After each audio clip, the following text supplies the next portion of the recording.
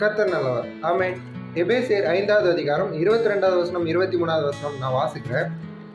மனைவிகளே, கர்த்தருக்கு கீழ்ப்படுகிறது போல உங்கள் சொந்த புருஷருக்கும் கீழ்ப்படியுங்கள். கிறிஸ்து சபைக்கு தலையாய் இருக்கிறது போல புருஷனும் மனைவிக்கு தலையாய் இருக்கிறார்.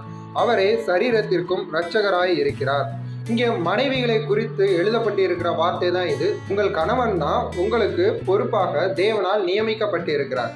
அதனால உங்க கணவன் சொல்லுகிற காரியத்திற்கு நீங்க கீழ்ப்படிந்திருங்க, உங்க கணவரின் சொல் பேச்சை கேளுங்க அப்படிங்கறது தான் இங்கே எடுத்துரைக்கிறதே தவிர ஆணாதிக்கத்தை சொல்லுகிறது அப்படின்னு தவறா புரிந்து கொள்ள வேண்டாம்.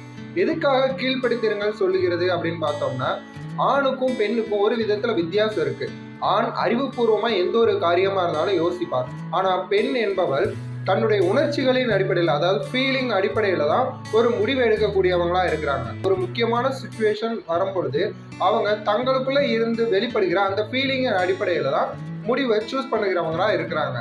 அப்படி உணர்வின் அடிப்படையில முடிவு எடுக்கும் பொழுது நிச்சயமாகவே அந்த முடிவு அவங்களுடைய வாழ்க்கையில ஒரு பிரச்சனையை ஏற்படுத்தக்கூடிய விதமா தான் இருக்கும். இதை நானா சொல்லல, வேதத்துல இருந்தே நான் எடுத்துக்காட்ட விரும்புகிறேன். ஆதியாகமம் 2வது அதிகாரம். நம்முடைய சிருஷ்டிகர்த்தர் பூமி அனைத்தையும் உண்டாக்கிட்டு மனிதனையும் உருவாக்குறார். பின்பு அந்த மனிதன் தங்குவதற்கு ஏதேன் தோட்டத்தையும் உருவாக்குகிறார். இப்படி ஏதேன் தோட்டத்தை உருவாக்கின பின்பு வசனம் சொல்லி இருக்குது, பார்ப்பதற்கு அழகும் புசிப்பதற்கு இனிமையுமான விருட்சங்களை உண்டாக்கி ஜீவ விருட்சத்தையும் உண்டாக்கி நன்மை தீமை அறியத்தக்க மரத்தையும் ஏதேன் தோட்டத்துல நாட்டினார். இந்த நன்மை தீமை அறியத்தக்க அப்படிங்கிற மரம் ஒரு பெரிய காரியம்லாம் இல்லை.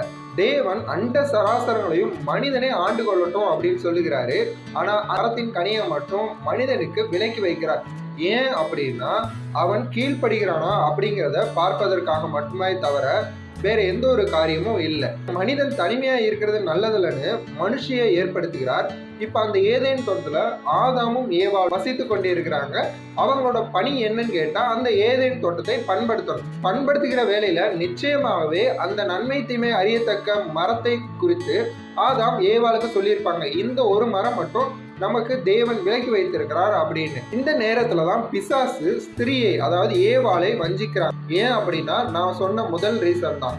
ஆதாம் கிட்ட வந்தா ஆதாம் கண்டிப்பா ஏத்துக்கொள்ள மாட்டான், தேவன் அதை விலக்கி வைத்திருக்கிறார் அப்படின்னு சொல்லி பிசாசை துரத்தி விட்டுருவான். ஆனா ஏவாள் உணர்ச்சிகளின் அடிப்படையில செயல்படக்கூடியவங்களா இருக்கிறதுனால பிசாசு ஏவாளை வஞ்சிக்கிறான். புசிக்க கூடாதுன்னு தேவன் சொன்னதுண்டோ அப்படின்னு ஒரு கொஸ்டினை கொண்டு வந்து அவங்க மனசுல சந்தேகத்தை ஏற்படுத்துறான்.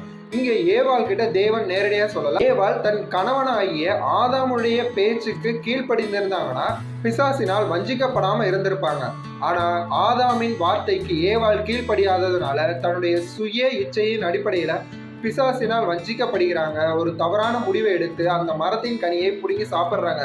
சாப்பிட்டதுனால அவங்களுக்குள்ள பாவம் வரல, அவங்க கீழ்ப்படியாததுனாலதான் பாவம் உட்பிரவேசிச்சு அப்படின்னு தான் நான் சொல்லுவேன். கணவருக்கு கீழ்ப்படியல, கணவருடைய சொல்லுக்கு கீழ்ப்படியல.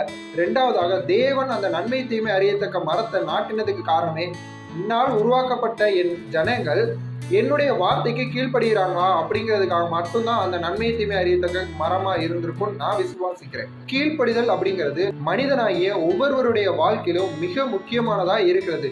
தேவனுடைய பிள்ளைகள் தேவனுக்கு கீழ்ப்படிந்து இருக்கணும். மனைவியானவள் தன்னுடைய சொந்த புருஷனுடைய வார்த்தைக்கு கீழ்ப்படிந்து இருக்கணும். அப்ப எல்லா பெண்களும் தப்பா தான் முடிவு எடுப்பாங்களா அப்படின்னு கேட்டா அது கண்டிப்பா கிடையாது. ஏன்னா இதே வேதத்துலதான் ரூத்தை பத்தி சொல்லப்பட்டிருக்கிறது, எஸ்தரை பத்தி சொல்லப்பட்டிருக்கிறது, தெபோராளை பத்தி சொல்லப்பட்டிருக்கிறது.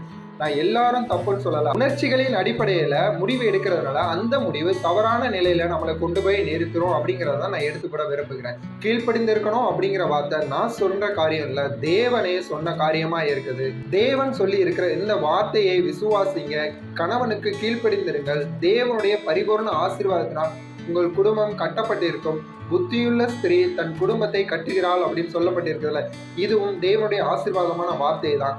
வார்த்தையை விசுவாசிங்க. வாழ்க்கையில எல்லா நலமும் ஆசீர்வாதமும் சமாதானமும் இருக்கும்படியாக கர்த்தர் உங்களை ஆசீர்வதிப்பாராக. ஆமென்.